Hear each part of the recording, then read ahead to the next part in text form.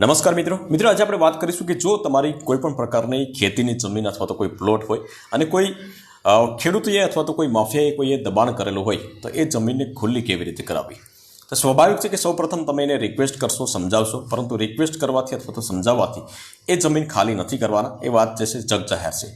તો ત્યાર પછી બીજો રસ્તો આવે છે કે એને કાયદેસર જે છે કાર્યવાહી કરવાની। તો કાયદેસર કાર્યવાહી શું કરવાની એના વિશે આ વિડીયોના માધ્યમથી હું તમને સ્ટેપ બાય સ્ટેપ માહિતી આપીશ કે ભાઈ શું કાર્યવાહી કરવાની છે।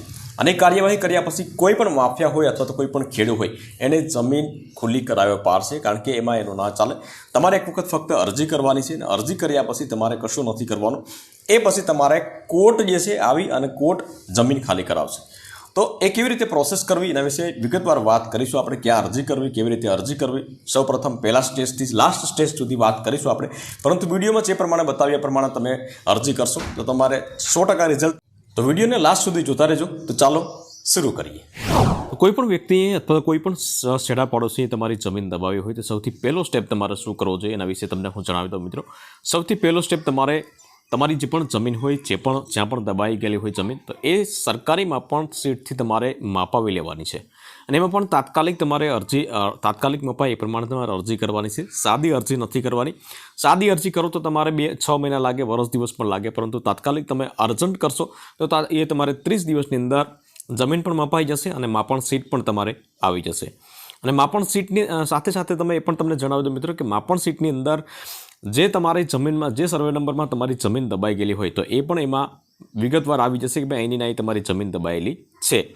હવે તમને પ્રશ્ન એ થતો હશે મિત્રો કે સરકારી માપણ શીટ જે છે તો એ જમીન ક્યાં મપાવવાની, એના માટે અરજી ક્યાં કરવાની। તો જિલ્લાની અંદર તમારે એક DILR કરીને છે, તો એ એક ઓફિસ હોય છે, કચેરી હોય છે, જેનું ફૂલ ફોર્મ થાય છે ડિસ્ટ્રિક્ટ ઇન્સ્પેક્ટર લેન્ડ રેકર્ડ્સ। તો આ ડિસ્ટ્રિક્ટ ઇન્સ્પેક્ટર લેન્ડ રેકર્ડ કરીને છે તો એ કોઈ કચેરી હોય, હરેક જિલ્લાની અંદર એક કચેરી હોય છે એની, અને ત્યાં તમારે એની અરજી કરવાની હોય છે। થોડી જે પણ પ્રોસેસ પૈસા ફી થતી હોય, કારણ કે એમરજન્સી કરાવો એટલે તમારે થોડી પૈસા આપવાના હોય છે, તો એ તમારે આપી દેવાના છે। અને ત્યાર પછી 30 દિવસની અંદર જ તમારી જમીન પણ મપાઈ જશે અને જમીનની સાથે સાથે તમારે માપણ શીટ પણ તમારી પાસે આવી જશે। તો એ માપણ શીટ તમારી પાસે મેળવી લેવાનું રહેશે। અને ત્યાર પછી જમીન મપાઈ જાય, માપણ શીટ તમારી પાસે આવી જાય, ત્યાર પછી શું પ્રોસેસ કરવાની છે એ હું તમને જણાવું। માપણી શીટ આપણા હાથમાં આવી જાય ત્યાર પછી તમારે બીજું એક કામ કરવાનું છે। એ માપણી શીટ લઈ અને તમારે પ્રાંત કોર્ટમાં તમારે જવાનું છે। જી હા મિત્રો, પ્રાંત કોર્ટમાં જવાનું છે ને ત્યાં તમારે માપણી શીટ તમારી જમીનની જે છે એ રજૂ કરવાની છે। સાથે સાથે તમારે અરજી મતલબ કે કેસ દાખલ કરી દેવાનો છે કે અહીંની અહીંયા મારી જમીન જે છે એ દબાયેલી છે। જોકે એમાં માપણી શીટમાં તમારે તમામ વસ્તુ એમાં આવતી હોય છે। ત્યાર પછી શું કરશે પ્રાંત અધિકારી જે તે જગ્યાએ કબજો ખાલી કરવા માટેનો એક હુકમ કરશે। અને હુકમ કરશે તો એ હુકમ થશે, પરંતુ બીજું કશું નહીં થઈ શકે, કારણ કે હુકમથી સામે વ્યક્તિ જે છે એ કબજો ખાલી ન પણ કરે, અને કરે તો એવું ભાગ્ય બને છે। એટલા માટે એવા સમયની અંદર તમારે શું કરવું જોઈએ? તો એવા સમયની અંદર તમારે કોર્ટની અંદર જ્યારે અરજી દાખલ કરો ત્યારે એક બીજું કામ કરવાનું છે। શું કામ કરવાનું છે? ત્યાં તમારે કોર્ટ કમિશનરની માગણી કરી લેવાની છે। જી હા મિત્રો, કોર્ટ કમિશનરની માગણી તમારે કરી લેવાની છે। બાકી કોર્ટ જે છે સાદી માગણીનો હુકમ પણ કરશે, જેમાં તમને કોઈ ચાર્જિસ નહીં ભરવો પડે, પરંતુ કોર્ટ કમિશનરની માગણી કરશો તો એમાં તમારે ચાર્જિસ ભરવો પડશે। 7-8 હજાર રૂપિયા અંદાજિત હોય છે, બરાબર? તો એ ચાર્જિસ ભરવો પડે તો ભરી દેવાનો। એનું કારણ છે કે તમારે કોર્ટ કમિશનરની માગણી તમે નહીં કરો અને સાદી માગણી કરશો તો બની શકે કે સામે વ્યક્તિ જે છે એ કબજો મતલબ જમીન જે છે માપવા ન દે, પરંતુ કોર્ટ કમિશનરની માગણી એક વખત કરી લો તો કોર્ટ કમિશનરનો જે હુકમ હોય એ કોર્ટનો હુકમ હોય છે, અને એ કોઈ પણ ઠુકરાવી ન શકે। ગમે તે વ્યક્તિ જે છે એના ખેતરની જમીનની માપણી કરવા દેવી પડે છે, કારણ કે એ કોર્ટનો હુકમ છે। એટલા માટે તમારે કોર્ટ કમિશનરની માગણી કરવાની છે, અને એ પણ એક પક્ષે જ માગણી કરવાની છે, બે પક્ષે નહીં। મતલબ કે તમારે પણ જેટલે પણ પૈસા ફી થતી હોય તમારે તમારી રીતે ભરી દેવાની, બરાબર? એક પક્ષે માગણી કરવાની છે। કોર્ટ કમિશનરની માગણી કર્યા પછી કોઈ વ્યક્તિ જમીનની માપણી કરતાં રોકી શકે નહીં, કારણ કે એ કોર્ટનો હુકમ હોય છે। તો કોર્ટ કમિશનર તે એક પ્રકારે વકીલ જ હોય છે। તમને એવો પ્રશ્ન થતો હશે મિત્રો કે ભાઈ કોર્ટ કમિશનર એટલે શું અને એનો પાવર કેટલો હોય છે?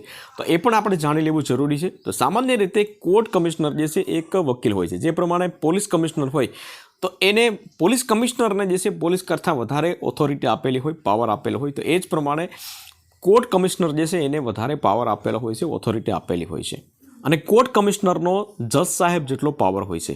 તેથી court of civil procedure section number 75ની વાત કરીએ, ઓર્ડર નંબર 26માં કોર્ટની પાસે પાવર હોય છે કે કોર્ટ કોઈ પણ સ્પેશિયલ કેસની અંદર કમિશનરની નિમણૂક કરી શકે છે અને કમિશનરનો નિર્ણય કોર્ટ માન્ય રાખે છે એટલો પાવર હોય છે કોર્ટ કમિશનરનો.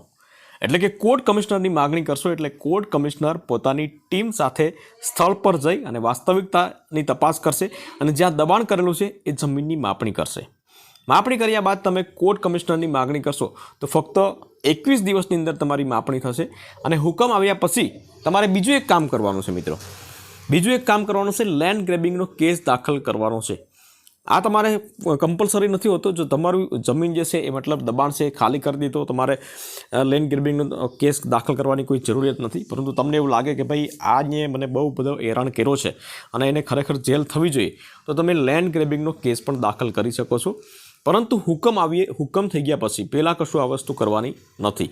લેન્ડ ગ્રેબિંગનો કેસ દાખલ કરશો બરાબર, તો એમાં એવું પ્રાવધાન છે કે કોઈની જમીન દબાવો તમે તો તમે 10 વર્ષની જેલ પડશે તમને અને સાથે સાથે તમારે દંડ ભરવો પડશે.